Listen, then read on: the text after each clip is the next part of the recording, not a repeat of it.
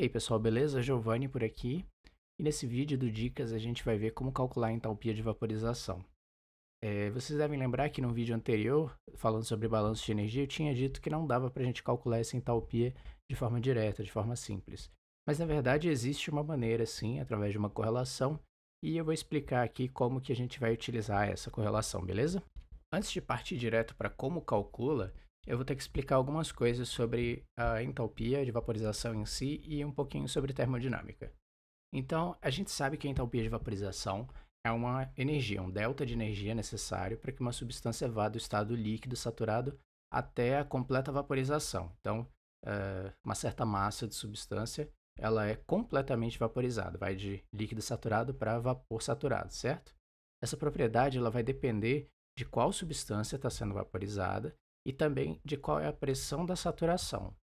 Por exemplo, a água a 1 atmosfera ela tem uma entalpia de vaporização de 540 calorias por grama, ou seja, 540 calorias para cada grama de água, né, para que a água vá de líquido saturado até vapor saturado. Só que, quando a gente põe a água a 10 atmosferas, o valor cai, ele vai para 482. Quando a gente vai para 100 atmosferas, o valor é 315 calorias por grama. E em 200 atmosferas é só 140 calorias por grama. Mas então, por que esse valor está caindo com o aumento da pressão? O que está acontecendo então é que com o aumento da pressão de saturação e, consequentemente, da temperatura de saturação, as propriedades do líquido e do vapor elas vão começar a convergir. E a partir de um certo estado termodinâmico, ou seja, a partir de uma certa pressão e uma certa temperatura, não vai haver mais essa distinção. Ela não vai existir. As fases líquida e vapor elas vão se comportar de forma homogênea e a gente não vai ter mais um delta, uma entalpia de vaporização. Ela vai ser igual a zero nesse ponto. E a partir desse ponto para cima é igual a zero também. A gente vai chamar esse ponto de ponto crítico de uma substância. Para a água, a pressão crítica, PC, vai ser de 218 atmosferas e a temperatura crítica é de 647 Kelvin. E o que isso quer dizer? Que abaixo de 647 Kelvin e abaixo de 218 atmosferas, a água ainda vai ter uma entalpia de vaporização, ainda não vai estar crítica, ela é chamada de subcrítica.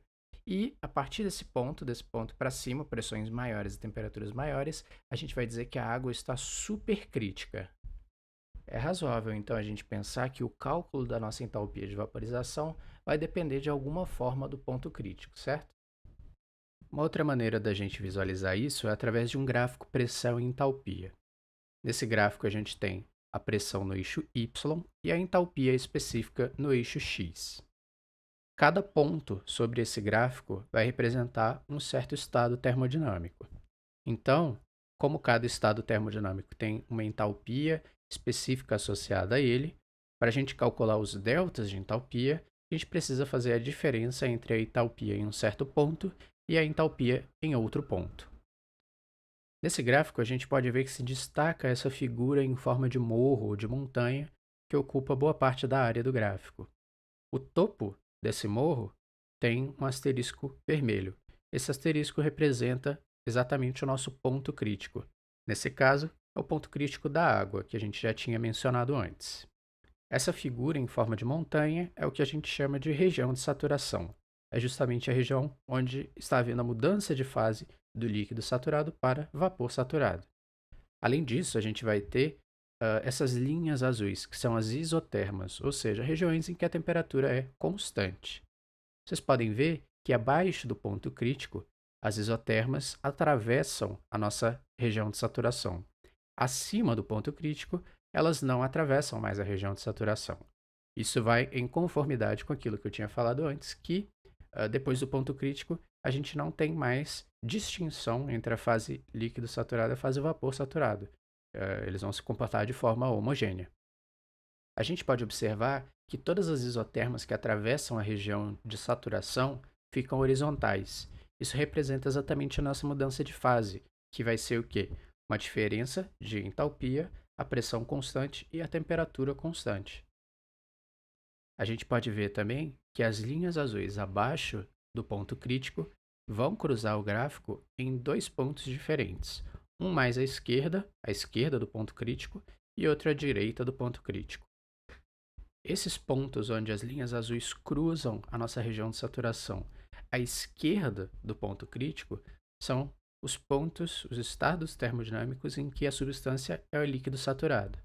Já os pontos onde há o cruzamento das linhas azuis com a região de saturação à direita do ponto crítico são os pontos, os estados termodinâmicos onde a substância é vapor saturado. Esse segmento de reta, então, que liga esses dois pontos em cada uma das isotermas, vai representar geometricamente a nossa entalpia de vaporização. Então, se a gente rebater esse segmento de reta no eixo x, a gente consegue calcular a diferença de entalpia entre os dois estados, e essa diferença, esse delta de entalpia, vai representar a nossa entalpia de vaporização. E aí, como eu já havia explicado, a gente pode ver que a pressões mais baixas, o segmento de reta é maior, então a entalpia de vaporização é maior, e conforme ele vai se aproximando do ponto crítico, ele vai diminuindo até ser zero no ponto crítico, exatamente em conformidade com o que a gente já havia dito. O livro do Perry, que é esse Chemical Engineer's Handbook, 7ª edição, ele vai trazer uma equação para a gente calcular a entalpia de vaporização, bem como os coeficientes para várias substâncias, mais de 200 substâncias lá. A equação ela diz que a entalpia de vaporização é igual a uma constante C1 vezes 1 menos uma variável Tr elevado a uma constante C2 mais uma constante C3 vezes Tr mais uma constante C4 vezes Tr ao quadrado. E o que vai ser Tr? Tr é uma variável chamada temperatura reduzida, que vai ser a temperatura especificada do problema dividido pela sua temperatura crítica, a temperatura crítica da substância. E essas temperaturas têm que estar em Kelvin, e a nossa entalpia de vaporização específica vai ser dada em Joule por quilomol. A nossa equação, então, vai depender da temperatura de saturação, da temperatura crítica e de 4 coeficientes que vão ser próprios de cada substância. Só isso. Para esse primeiro exemplo, eu peguei a entalpia de vaporização da acetona a 60 graus Celsius. Lembrando que a temperatura normal de ebulição da acetona é 56, então a pressão, nesse caso, está um pouquinho acima de 1 atmosfera. A temperatura crítica da acetona é 508,1 Kelvin, e eu botei ali do lado direito as constantes que a gente precisa. Então, se a gente for calcular a temperatura reduzida, vai ser 60 graus Celsius mais 273,15 para transformar para Kelvin, dividido pela temperatura crítica. Isso vai dar uma temperatura reduzida de 0,6557, certo? Sem unidade adimensional. Então, a nossa entalpia de vaporização vai ser a constante 1, que é esse número enorme, vezes 1 menos a temperatura reduzida, elevado a C2, porque C3 e C4 são iguais a zero.